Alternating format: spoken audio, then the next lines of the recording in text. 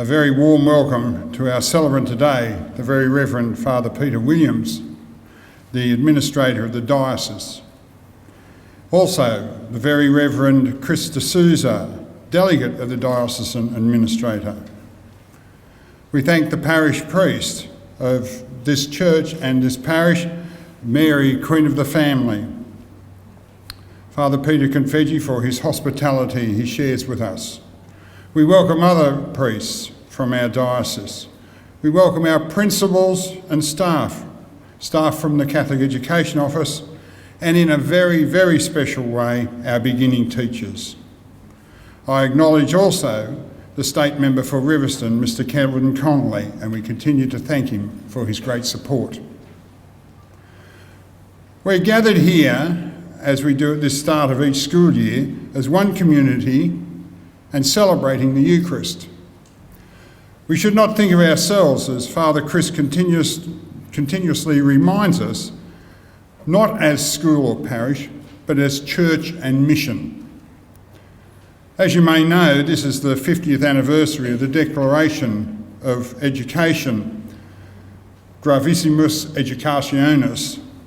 The document articulates the very special purpose of Catholic schools and reminds us that while our schools must always be, quote, open to the situation of the contemporary world, end quote, our function is to create for the school community a special atmosphere animated by the gospel spirit of freedom and charity, to help youth to grow according to the new creatures they were made through baptism as they develop their own personalities. To do this demands of us as educators special qualities of heart and mind, and as well as a continued readiness to renew and adapt. At our system gathering and leadership day at Rose Hill in January, we outlined our shared focus for the next 2 years, if you like, our planning framework. And one of the core elements of Catholic schools and Catholic education narrative, as you know, is our commitment to both renew and adapt.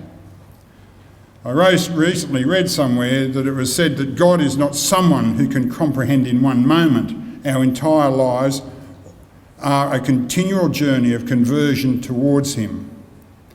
As educators, we also recognise that good learning and teaching is a continual journey of renewing and adapting our practice with the intent of improving learning outcomes for all students, in fact, for each student.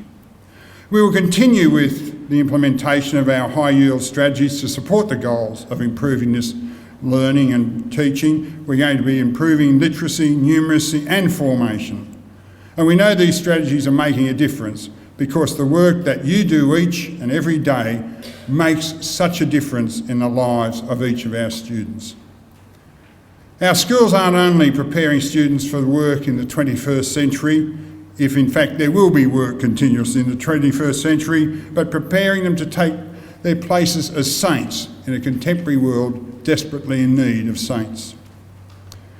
Our schools are therefore ideally placed to be countercultural, promoting the gospel message of unconditional love, while contributing to building of a world that is much more human. As Oscar Romero, the Bishop of the Church in El Salvador, declared a martyr by Pope Francis in February this year, said, "This is what we're about, watering seeds already planted, knowing that they will hold future promise and laying foundations that will need further development." In our work of building a more just and human world, I felt it important to write to our federal government regarding its policy position on asylum seekers, especially on the 50th anniversary of Gravissimum Educationis.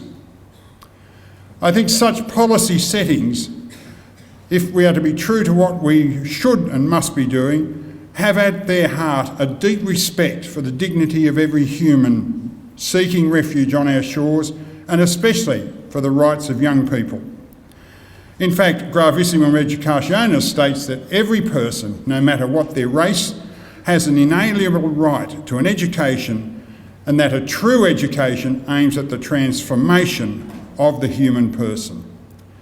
Our hope, and I hope you share this, is that all children, no matter where they come from, have the same opportunities for a quality education.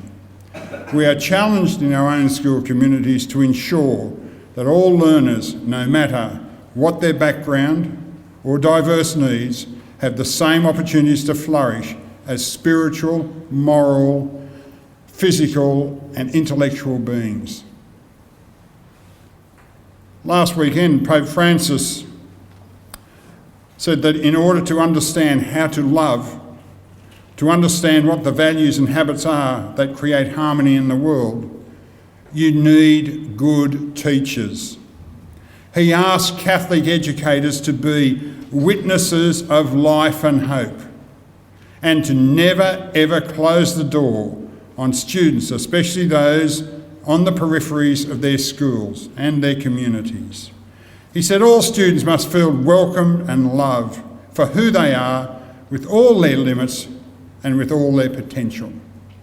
And we should do so with joy in our hearts and great celebration for the opportunities we have. Today happens to be the feast of St. Joseph, husband of the Blessed Virgin Mary. We hear in the gospel of his faith, his courage and commitment to work. This is what we ask of all our leaders and teachers here today: to be faithful, to be courageous, and to be passionate about the work that you do.